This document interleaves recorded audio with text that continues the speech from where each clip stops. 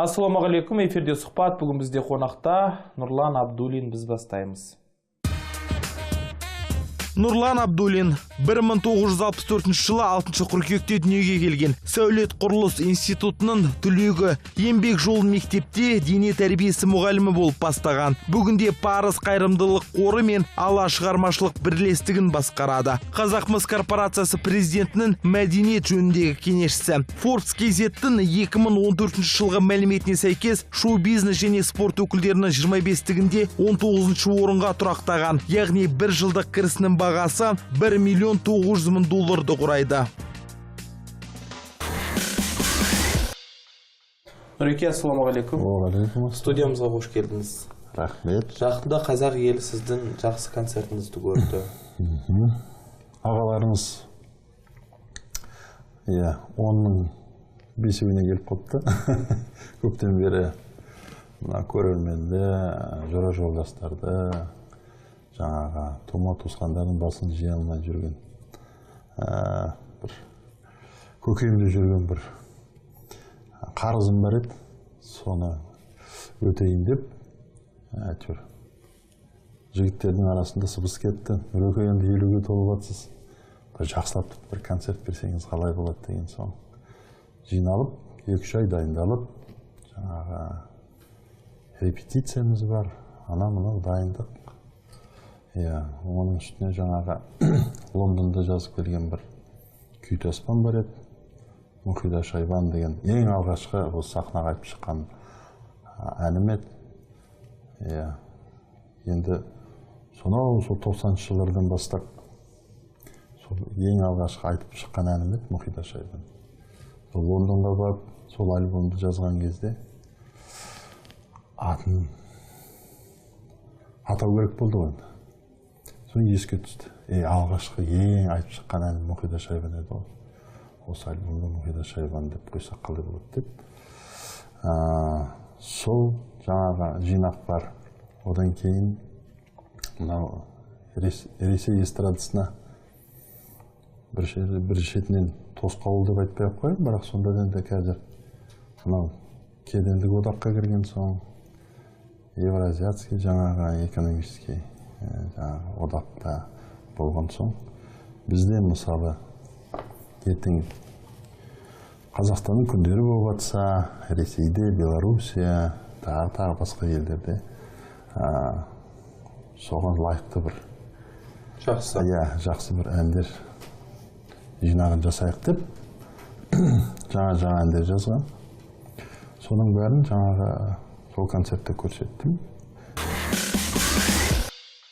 25 жылдан асық эстрадада жүргеніңізге жылдар өтті, Сіздің атыңыз бір ретте ластанған жоқ. Өсек аяңда жоқсыз. Бірін жерге алып, жерге салып жатыр ғой қазір, енді сондай үрдіс бар қазір шоу-бизнесте. Бірақ сіздің атыңыз еш жерде аталмайды. Білмеймін, енді қалай қадағалап отырасыз ба осының барлығын? Бұл меніңше біріншіден тәрбие, әке-шешемнің сол тәрбиесі әжеміздің дегендей сияқты. Сонан кейін енді жалпы мен өзім эстрадада өмірде осы болысым сондай. Менен жаңағы біреулер өзгеріп жатады ғой, шашын бойып жатады, я болмаса тағы да бір тіршіліктер істеп жатады деген сияқты. Мен енді өмірде де сахнада өзімді тік ұстаймын, таза ұстаймын деген сияқты. Істеген ісің, жаңағы айтқан әндеріңнің бәрі өзіңнің жүрегіңнен шығып жатқан әндер болса, жаңа айтқан сөздерің дұрыс болса, істеген жаңағы тіршілігінің бәрі қалай айтсам, енді бір сөзбен айтқанда ішіңде сыртыңда таза болу керек. Сол кезде меніңше өсекке де маска кимейсіз, маскалерді ауыстырмайсың, өсекке қалмайсың. Меніңше сондай болу керек. Негізі менің енді жаңағы артынан келетін қасында жүрген інілерім мен қарындастарыма да айтып жүремін. Иә, бұл деген үлкен абырой бір шетінен. Екіншіден бұл үлкен жауапкершілік. Сондықтан сыртта да жүрген кезде де жаңағы жүріс-тұрыстардың бәрі дұрыс болу керек, жақсы болу керек деп ойлаймын. Үлгілі болу керек деп ойлаймын. Сіздер ең алғаш сахнаға шыққан жылдары эстрадада шоу-бизнес деген ұғым болған жоқ, эстрада деген ұғым болды. Ол кезде шыққан әншілер бір тазалықты дәріптеді, бір жақсы отанға деген сүйіспеншілік, анаға деген құрмет, жалпы патриоттық сезімді оятатын әндер болды. Қазақстанды дәріптейтін әндер болды. Қазір қайда келдік біз 25 жылдан кейін? Біз сол кезде мысалы армандаушы едік. Шіркін-ай, осы біздің Қазақстан эстрадасы біздің азаматтарға толы болса, қыздарға, інілерімізге деп. Сол арманымыз орындалды. Енді санымыз көп болды, бірақ сапамыз жаңағы енді сұрақтар көп. Бірталай туындыларды көріп атқан кезде, телевидениедан болмаса айтып атқан әндерін тыңдайсың да, кейбір кезде ұятқа да қаласың, кейбір кезде жаңағы қысылып та қаласың. Бар ондай мәселелер. Енді сол санымызды жақсы бір сапаға аударсақ, сол мысалы жаңағы Лондонда жазылып атқан мүмкін бе ол қазір, қалай ойлайсыз? Әрине мүмкін. Сапаға бәрін келтіру кезінде енді мысалы кезінде телевидениеда жаңағы бір ұжымдар болатын. Сол ұжым арқылы айтқан әндерің, болмаса түсірген бейнеклиптерінің бәрі талқыланатын еді, қаралады. Сонан кейін барып жаңағы мына дүниені жаңағы көрсетуге болады елге деп, мысалы сондай бір бағалар беруші еді. Қазір мысалы енді бәрі коммерцияда, әйтеуір ақшаңды әкеп төлесең болды, көрсете береді. Сондықтан бірталай бір кейбір кездерде көресіңде жаңағы намысыңа да тиеді, ойланып та қаласың. Енді жүрген жерімді айтып жүрем. Бір сахнаға шығуға намыстанбайсыз ба? Кейбір әншілермен? Жоқ, ондай бір қадалып қалған ондай дүние жоқ. Енді Құдайға шүкір, әйтеуір бір қандай болғанда бәрі әйтеуір жүректерінде бір иман бар ғой. Бірақ кейбір кезде болады енді бір сахнаға айтып шығатын кезде қандай ән айтасың деп сұрайсың ғой, мысалы. Сұрасаң, мынандай осындай әнді айтып шығуым келеді деп, мынандай әнді айтамын деп біреулер айта бастайды. Айтамын, бұл жерде халық отыр ғой. Бұл әнің бұл жерге жараспайтын сияқты. Сондықтан ойлан. Ертең әңгімеге қаласың, өсекке қаласың. Я болмаса киініп келген киіміне қарап айтасың. Айналайын, мұны не ашық-шашық жүргенің. Ұялмайсың ба? Енді қазір көбісі сол жаңағы батыстың эпатаж жасағысы келеді. Еліктейді. Меніңше біздің өзіміздің жаңағы қалай айтсам, орнымызда бар, әніміздің мағынасы да, соның бәрін бұзып алмауымыз керек. Ең жаманы сол жаңағы елдің аузында мысалы бір көңілге толмайтын заттар болып жатса, ұят сияқты деп ойлаймын. Ұстаз мақсаты шәкірт тәрбиелеу дейді. Сіздің шәкірттеріңіз бар ма қазір? Шәкірттер мен енді көбісі мысалы баяғыдан жаңа Асылбек, Кеңсеповтер, Сейфуллин Жолбарыстар айтатын еді ғой, Нұреке, сіз продюсер деп неге атанбайсыз? Бізге көңіліңіз көп тиіп жатыр. Жаңа жол көрсетіп отырасыз, жол сілтеп отырасыз, ақылыңызды айтасыз. Меніңше енді өнерде жүрген адамды сондай бір неге тығуға жаңағы қалай айтуға болады. Бір қағаз жүзінде не сен продюсерің, коммерцияға жоқсыз. Мен ондайға жоқпын. Егер де ол жас жігіттің болмаса қыздың бойында жаңағы сондай бір дарын талант болса, мен жаңағы демесуге, болмаса творчествосының жаңағы әндеріне ақыл айтуға дайынмын. Ал жалпы ондай жаңағы коммерциялыққа мен жоқпын. Биліктің сүйікті әншісі сіз. Үнемі жоғары деңгейде Астанада өтетін концерттерден сізді қалдырмайды. Шүкір. Әрине. Ол да меніңше мен үшін үлкен абырой. Өкінішке орай, жаңа Астана деп айтып атқан соң, үлкен концерт деп атқан соң, мысалы, осы жақында ғана дүниеден өтіп кеткен Батырхан Шөкен бауырымыз бірге сол осы 4-5 күн сол Батырханның кететін уақытының алдында Астанада үлкен жаңағы елбасының қатысуымен үлкен бір концертте болғанбыз. Сонда да көптеген әңгімелер айтылған. Мына эстраданы бір жақсы бағытқа басып бұрмаймыз ба? Ағамыз ғой. Ақылымызды айтайық. Ақылымызды айтқалы бұрын жаңағы істеген ісіміз бір жақсы осындай бір концерттер істейік. Соларға үлгі болсын, артымызда келе жатқан жаңа қарындастарымызға ертең сондай жақсылыққа талпынсын деген ниетпен сондай көптеген әңгімелер айтылған. Бірақ өкінішке қарай сондай беткеұстар азаматтарымыздың осы дүниеден өтіп кетуі әрине өте қиын. Тиеді бізге, жүк ауырлай бастайды. Қандай қошеметпен шығарып салды, халық? Әрине. Енді ол анау қолда бар алтынның қадірі жоқ дейді ғой.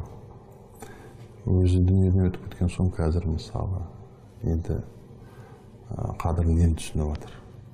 Сондықтан бар кезімізде жақсылығымызды асырып, жамандығымызды жасырып, жөнді ақыл айтып атса соған құлақ бұрып деген сияқты. Жас болған соң бәрі көкірегінде жаңағы лапылдап тұр ғой бәрі. Мен білем дегендей. Мемлекеттік қызметте сіз жұмыс істемегенсіз. Жоқ. Астанада жиі боласыз, мемлекеттік концертте боласыз. Билікте жүрген ел ағалары бәрі жақсы таниды, сыйлайды. Неге сол кісілерге айтып шертіп жүріп бір жерге бастық болып бармасқа? Жоқ, меніңше менің өзімнің жаңағы шақыртулар болды ма сізге? Әрине, мысалы депутаттыққа да ұсынды, сол қатарда да болды. Бірақ меніңше әр адам өзінің жүрген жерінде сол істеген ісін тиянақты істесе, меніңше сол үлкен көмек болады деп ойлаймын. Елбасына, өкіметке де. Біз енді елбасының елшісіміз ғой, елдеге жүрген. Елдің тілін тілеп жүреміз. Сол кісінің мысалы істеп атқан көптеген жаңағы жақсылықтардың бәрін елдің құлағына жеткіземіз. Жүрген жерімізде концертте беріп жүрген жаңағы уақыттарда да жақсы сөз айтып, шүкіршілік қылып, халықтың еңсесін көтеріп жүреміз. Сондықтан меніңше өкімет мүшесіміз біз былай айтқанда. Бірақ бір жұмысқа барып бір бастық болып отыру оған қызықпайсыз, Білмеймін, ойланып көрген емеспін. Меніңше енді әр зат өз уақытымен болады ғой. Ертең мысалы ақсақал болып атсақ, Нұреке, мына жерде сіздің көмегіңіз тиеді деп ойлаймыз деп сенім артып атса, оны да көреміз. Неге жұмыс жасалмасқа? Қазірше жұмыс көп, тіршілік көп, сондықтан елде жүрміз, елдің арасында. Бүгінгі таңда сіздің әріптестеріңіз той бизнестегі, шоу бизнестегі ресторан ашып жатыр, тағы автокөлік жуатын тұрақтар ашып жатыр, енді бизнестерін өркендетіп жатыр. Нұрлан Абдуллинде не бар өнерден басқа? Нұрлан Абдуллинде, Құдайға шүкір, сол көптеген азаматтармен әйтеуір жақсымыз ғой. Меніңше енді муза деп айтамыз ғой, музаға ренжітіп алсаң, ол кісі содан кейін жаңағы несі, қалай айтсам, күші кетіп қалатын сияқты. Сондықтан ол мысалы бизнес ашқан соң, жаңағы керекті адамдың алдына барасың, сұрау керек. Содан кейін жаңағы жаманатты болуы мүмкін. Сонда тып-тыныш істеген тірлігіңді тиянақты істеп жүрген дұрыс деп ойлаймын. Осы таза өнермен айналысып. Әрине. Иә, мен болдым. Жаңағы завод ашам, я болмаса тағы да бір тіршіліктер істеймін деп атқанның өзі оңай зат емес ол. Жаңа айтып отырмын ғой. Біреудің алдына барып, жаңағы я болмаса кредит сұрап, болмаса жаңағы тағы басқа мәселелердің өзі ертең ой тудырады ғой. Айтады, ата деме ән айтып жүріп не болған, нұрекеңе не болған деп. Сондықтан, Құдайға шүкір, елдің батасын алып жүрсек, елмен бірге көру керек қой бәрі. Бейнебаян қашан болады сізден? Бейнебаян көреміз енді. Бар, ойлар бар. Мен енді мына дүниенің ағынына қарап, ондай тіршілікті істей бермеймін. Жүрегім қалай айтады, көңілім неге жатады, соны істеуге тырысамын. Бәрі түсірді екен деп жүгіріп барып түсірді. Пәренше анау мысалы қазір модада екен, я болмаса мынандай болу керек екен деп жаңағы ондайдан аулақпын. Істеген соң істеген ісіңді ұялмай істеп тындырып жүрген менің ойымша сол дұрыс сияқты. Сондықтан мысалы менің концертімде болған жігіттер айтты, Нұреке, тағы да бізге бір үлкен бір белестер пайда болды. Тағы да біздің жаңа планка дейді ғой. Жоғарлады. Енді тағы да бір ой салып кеттіңіз. Біз соған талпынуымыз керек. Түсіндік деп, мысалы, рахметін айтып жатқан азаматтар көп. Кім жасағанын білмеймін, ғаламторда мынандай бір сурет пайда болды. Кончита Вюрст Евровидениені ұтып алған кезде Нұрлан Абдуллинге шаш жалғап біреулер монтаж жасап, енді сізді Кончита Вюрстпен салыстырып, сондай бір енді шарж деп жатады, сондай дүние жасалды. Сіздің көзқарасыңыз қандай? Көрген кезде не туралы ойладыңыз? Жоқ, көбісі көп жаңағы сенің әріптестеріңді содан бір нелер іздетті. Нұреке, кездесу керек, сізден бір сұхбат алайық деп. Жай ма? Осындай дүниелер болып жатыр деп. Мен айтам, ол кім? Мен танымаймын. Біріншіден. Ол мысалы сақалы бар азаматтардың бәріне сондай жаңа шаршыдыр жасады ғой. Ресейде болды. Иван Ургант істеді. Андрей Малаховқа жасады ма, тағы біреулерге. Енді ондай жаңа пиар керек емес әлі. Бірақ бір шетін ойласаң, енді бұл эстрада деген дүние сондай ғой. Ол ерекшелігімен шықты. Енді ол өзінің жаңағы қалай айтсам енді жаңа көйлек киіп шығып, пәленше түгенше енді ондай тірлікке енді мен енді қолдамаймын ондай затты. Шықты, кетті. Мысалы, ол Кончита Вюрст бір жерде ән айтып жүр ма, аты шығып жатыр ма? Шоу ғой. Кончита Вюрст сіздің арқаңызда жарнама жасап жүрді, Қазақстанда? Аман болсын жайына дайындап қоя саламыз ғой. Сол, сондықтан мысалы мені танитын сол сурет көрген кезде жынданды ма Нұрлан Абдуллин? Сіз осындай байсалды, рахаттанып бір күлді. Ол енді мысалы менің жаңағы творчествомды білетін азаматтар бәрі біледі ғой. Елімізде экспо өтейін деп жатыр, елбасы мәдениет және ақпарат министріне Арыстанбек Мұхамедиұлы мырзаға айтты.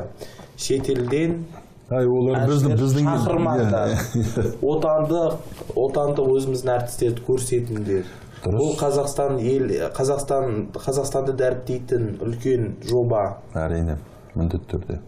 Ашылу, жабылу, жай күндері сахнада кімдер болу керек, қалай ойлайсыз? Құдайға шүкір, ондай азаматтар бар ғой. Атын атап түсіністей аласыз ба? Енді мынау Әлібек Нишев бастаған Бибігүл апамыз бар, Роза апаларымыз бар, тағы да көп жаңағы азаматтар бар ғой. Мысалы қазір опера саласында Сүндет Байғожин деген сияқты жігіттер, көптеген азаматтар, Нұржамал Үсенбаева болсын, Майра Мұхамедқызы. Құдайға шүкір көрсететін дүниемізде, тірлігімізде, тарихымызда, мәдениетімізде бар ғой. Елбасының айтқаны әбден дұрыс. Әрине, мысалы Италияға барып, Италия операны көрсеткен мүмкін енді иә дейтін шығар. Көңілдерінен де шығуымыздан мүмкін. Бірақ өзіміз қазақпыз ғой. Елімізде болып отқан мемлекетте еліміздің әншілері өнер көрсету керек, жұлдыздары. Әрине, 10 жылдан кейін Нұрлан Абдуллин қандай болады? 10 жылдан кейін Нұрлан Абдуллин немерелерінің қолынан жетектеп мектепке барып жүретін шығар. Әрине, ел аман болсын. Жаңа айтып кеттім ғой, елдің тілегін тілеп жүрген азаматтардың біріміз.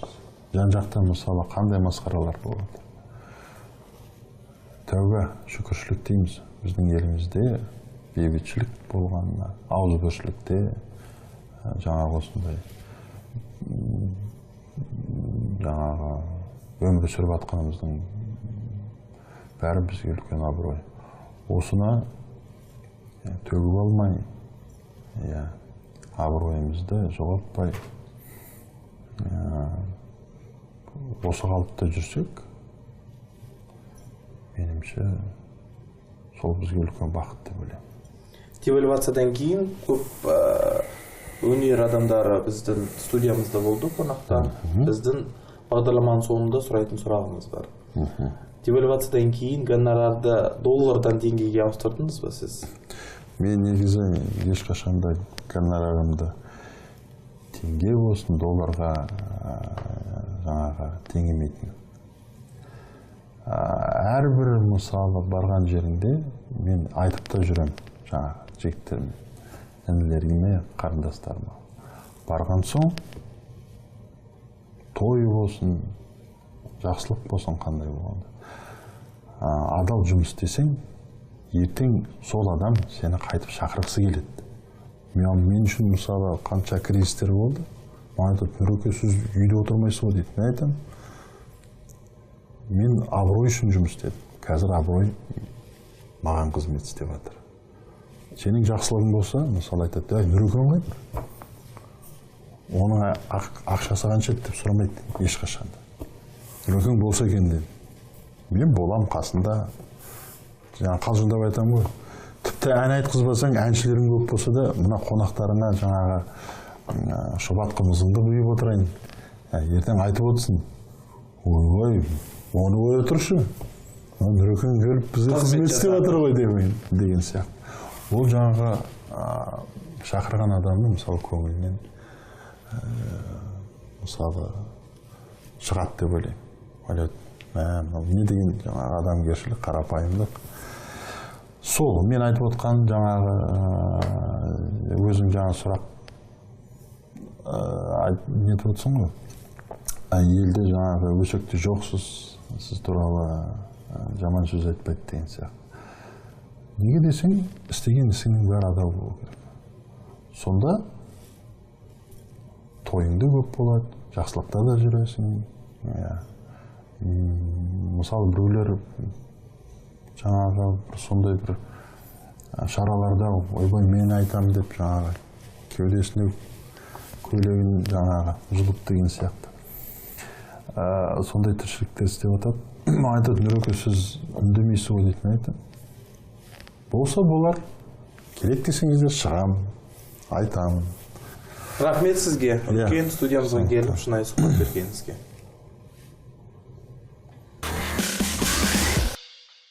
Назарларыңызға рахмет. Эфирде болған сұхбат. Мен есімім Мұхит Сапарбаев. Естеріңізге сала кетейін. Бүгін бізде қонақта болған әйгілі әнші Нұрлан Абдуллин. Эфирде жүздескенше аман сау болыңыздар.